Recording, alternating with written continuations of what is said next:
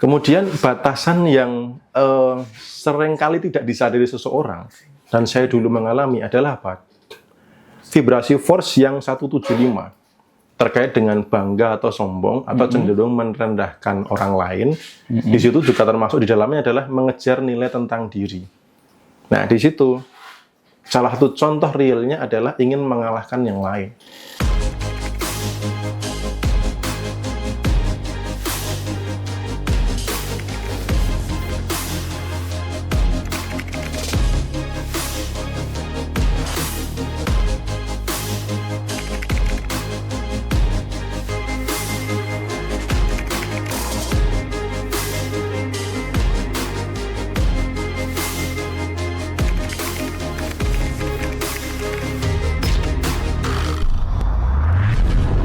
Selamat sore Mas Bimo, apa kabar nih? Bro Rendra, gimana? Sehat ya Mas ya? Sehat. Nah, udah lama kita nggak ketemu nih. Nah, sore ini saya pengen belajar nih sama Mas Bimo dan ngajak teman-teman semua yang saat ini lagi live ya di TikTok ya, buat ikut belajar bareng nih sama Mas Bimo nih. Nah, ngomong-ngomong soal belajar nih Mas, kita semua kan ya banyak orang ya, termasuk saya juga belajar dari YouTube, dari TikTok, belajar di channelnya Mas Bimo gitu ya. Nah, kalau versi Mas Bimo sendiri gimana sih Mas?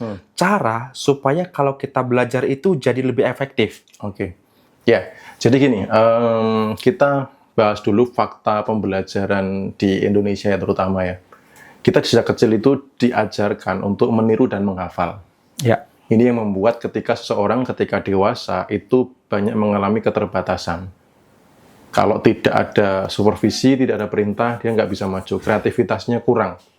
Karena sejak kecil dilatihnya apa? Meniru dan menghafal. Meniru, ya. Ini adalah rumusnya ini dan lain sebagainya. Nah, sementara jarang sekali di era pendidikan itu seseorang diajari untuk bertumbuh.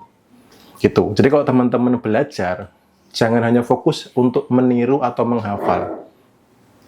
Jangan hanya fokus hanya untuk mendapatkan informasinya saja. Untuk memahami saja, tapi bagaimana belajar itu, bagaimana saya ini supaya bertumbuh, bagaimana saya saat ini lebih baik dari yang kemarin, bagaimana besok lebih baik lagi. Jadi dari pembelajaran itu, teman-teman mau bertumbuh ke arah mana? Apa yang nambah, skill apa yang nambah, pengetahuan apa yang nambah, hasil apa yang nambah, dan lain sebagainya. Jadi, kalau belajar yang efektif, fokusnya adalah bagaimana supaya saya bertumbuh dari apa yang saya pelajari. Bertumbuh artinya semakin membaik. Dari kesadaran, dari pengetahuan, dari tindakan, dan juga dari hasil. Jadi, tidak hanya sebatas misalkan nih, oh ada orang si A pakai cara ini, lalu ditiru plek. Si B bisnisnya ini, ditiru plek. Gitu. Nah, itu yang membuat orang-orang pola pikirnya banyaknya seperti itu. Karena saya juga mentoring juga di bisnis, ada 7.000 lebih orang yang di kelas Jago TikTok Affiliate itu. Rata-rata saya amati orang yang sukses itu adalah orang-orang yang kreatif. Itu, orang-orang yang kreatif. Nah, kebanyakan orang yang belum berkembang dia terjebak di meniru dan menghafal. Hanya sebatas meniru dan menghafal. Sehingga apa? Dia tidak punya nilai lebih. Itu. Nah, kreativitas ini membuat orang mampu menciptakan hal baru karena sudah tidak lagi terjebak di meniru dan menghafal. Jadi, kalau belajar yang efektif, jangan hanya berhenti di meniru dan menghafal, tapi fokuslah untuk bertumbuh dan kreatif. Gitu. Oh, seperti itu Mas ya. Ingat teman-teman tuh, jangan hanya meniru dan menghafal, tapi kita harus tumbuh secara kreatif, seperti itu. Nah, jadi gini Mas, kita lanjutin ya. Kalau kita kan udah belajar nih, udah tahu bagaimana cara belajar yang efektif. Cuma terkadang itu kalau kita udah belajar, godaannya tuh males praktek ya. Nah, kalau dari Mas Bimo sendiri gimana sih Mas caranya ngatasin godaan malas praktek itu Mas? Oke. Monggo. Jadi sepakat sekali, banyak sekali orang itu belajar, hanya belajar gitu loh. Belajar ke sana, belajar kemari, investasi untuk pembelajaran di sana, di sini, dan seterusnya. Jadi banyak sekali orang-orang hanya fokusnya di belajar, tapi ketika praktek kadang nggak sampai selesai, baca buku nggak sampai selesai, atau melakukan kegiatan yang harusnya rutin, nggak juga rutin. Konsisten juga nggak bisa konsisten. Gitu. Nah, yang pertama adalah biasanya karena masih ada rasa apatis.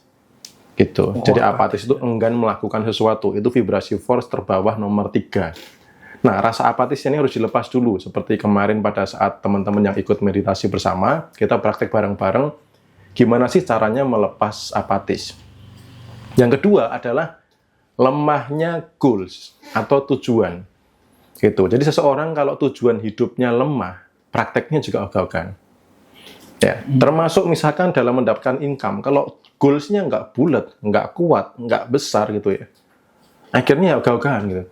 Nah, rata-rata orang-orang yang lemah semangat, nggak konsisten, itu kalau ditanya, tujuanmu apa? Rata-rata mereka nggak bisa menerjemahkan secara detail, dan atau kalau bahasa saya tujuannya kurang menggairahkan. Jadi kita ingat-ingat itu mungkin terlalu besar muluk-muluk, atau mungkin terlalu rendah, atau bahkan yang memprihatinkan tidak punya tujuan. Ketika ditanya, apa tujuan hidupmu? Apa ya? Bingung. Iya, itu yang membuat orang akhirnya jadi semangatnya lemah, gitu loh. Prakteknya nggak konsisten gitu. Kalau tujuannya kuat, lalu apatisnya dilepas, otomatis nggak ada lagi yang namanya ogah-ogahan untuk praktek. Gitu. Oh iya benar. Jadi kita harus paham dulu ya tujuan kita ya, dan harus benar-benar kuat gitu ya Mas ya. Iya, menggairahkan Mas. Jadi kalau ingat itu tuh langsung kayak waktu dulu saya belum Semangat gitu punya ya. rumah itu kan, belum punya mobil itu kan, nginget itu semangat banget, gairah banget. Jadi kalau mau rebahan capek-capekan apa dikit-dikit capek atau rebahan itu eman gitu loh. Karena ini goals ini sangat menggairahkan gitu loh. Ya gitu. Berarti kita harus tahu dulu nih teman-teman, apa goals kita yang menggairahkan. Betul. Nah, itu dia kunci teman-teman ya. Dicatat ya teman-temannya. BTW teman-teman yang nonton live kita di TikTok, kalau ada pertanyaan silakan ditanyain ya. Nah, ini mumpung masih sepi nih yang tanya, nanti teman-teman tanyain, nanti insya Allah pertanyaan yang menarik akan saya bacain dan saya tanyakan langsung ke Mas Bimo ya. Mas, sebelumnya kita boleh nggak nih baca-baca pertanyaan dari teman-teman kita di YouTube? Boleh. Oke. Silakan. Oke, ini ada dari @atska Zikia 3460. Pertanyaannya seperti ini Mas Bimo. Batasan kelimpahan yang dimaksud apa Mas Bimo? Oke. Jadi di video sebelumnya kita membahas tentang kelimpahan. Yang tidak membuat berlimpah itu adalah karena orang sengaja membatasi. Nah, apa sih batasan? Batasan itu salah satunya adalah rasa-rasa vibrasi force. Seperti cemas, khawatir, takut, gelisah gitu ya. Perasaan-perasaan takut melakukan sesuatu, itu biasanya juga efek didikan di masa kecil. Apa-apa ditakutin, awas nanti jatuh, awas nanti ini, awas nanti itu, sehingga kebawa sampai dewasa, apa-apa takut dulunya, apa-apa ruginya dulu. Gitu. Jadi dia menciptakan batasan.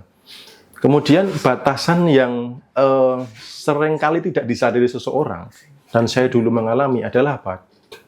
Vibrasi force yang 175 terkait dengan bangga atau sombong atau cenderung merendahkan orang lain. Di situ juga termasuk di dalamnya adalah mengejar nilai tentang diri. Nah, di situ salah satu contoh realnya adalah ingin mengalahkan yang lain. Gitu Jadi ya. pada saat teman-teman ingin mencapai sesuatu, mau sebagai pembuktian misalkan, atau mengalahkan orang lain, itu sebenarnya menciptakan batasan. Contoh, waktu saya kerja dulu, gaji terakhir misalkan 5 juta. Saya pengen membuktikan, pengen mengalahkan teman-teman yang masih bekerja selevel saya dulu. Saya buktikan di luar ini saya akan bisa lebih sukses. Ketika hasil saya dapat 10 juta, itu udah puas banget. Nah, ini akhirnya membatasi, angka 5 juta ini hanya membatasi untuk mengalahkan 10 juta ini, untuk mengalahkan 5 juta ini. Nah, ketika saya mulai menyadari, melepaskan emosi 175, bahwa saya hidup tidak untuk mengalahkan yang lain, tidak ada yang perlu dikalahkan, maka batasan atasnya nggak ada. Saya tidak perlu mengalahkan orang lain, hasilnya berapa nggak saya lihat. Tapi saya memastikan hasil saya bertumbuh gitu loh. Bagaimana bulan ini naik dari bulan kemarin, bagaimana hasil tahun ini lebih besar dari tahun kemarin gitu. Jadi tidak lagi ingin mengalahkan yang lain. Itu juga termasuk batasan. Gitu. Salah bertanya ke dalam diri juga sama. Terlalu logik, akhirnya salah bertanya ke dalam diri. Nanti kalau bangkrut gimana? Nanti kalau rugi gimana? Mana mungkin kan saya cuma ibu rumah tangga. Mana mungkin kan gaji suami saya cuma sekian. Mana mungkin. Nah, terlalu logik itu juga termasuk batasan. Dari kelimpahan. Oh iya, siap-siap. Nah, tuh teman-teman, Jangan terlalu logik ya. Jangan kafir ya, kakean pikir. Oh, kafir, kakian pikir. Nah, seperti itu Mas Atska ya tadi yang bertanya ya. Kita lanjut ke pertanyaan selanjutnya Mas ya. Nah, ini ada dari Habib Aziz. Nah, begini pertanyaan Mas. Untuk mengetahui masih menyimpan energi rendah itu bagaimana ya Mas Bimo? Monggo Mas. Oke. Ya. Untuk mengetahui apakah energinya masih rendah atau tidak, itu paling gampang adalah melihat hasil. Melihat hasil. Kalau hasil saat ini belum ideal, hasil saat ini masih di kekurangan, berarti masih berada di emosi bawah. Gitu. Gitu ya. Karena semesta hanya mengembalikan getaran rasa. Apa yang kita pancarkan gitu ya? Apa yang dipancarkan. Jadi, hari ini itu adalah konsekuensi atau hasil dari pancaran di masa lalu. Di kehidupan sebelumnya. Makanya cara melihat apakah sudah benar atau belum, ya lihatlah hasil. Kalau hasil masih dalam kekurangan, masih belum ideal, berarti masih memancarkan vibrasi kekurangan, masih memancarkan emosi-emosi level bawah. Oh, seperti Itu itu. Ya. Indikator paling jujur adalah hasil. Benar. Oh iya ya, jadi maka dari itu penting ya Mas ya untuk selalu disiplin menjaga energi Mas ya. Oh iya. Ya begitu Mas Habib Aziz, semoga jawaban barusan bisa menjadi ini ya, menjadi penerang nih buat pertanyaan Mas Habib Aziz.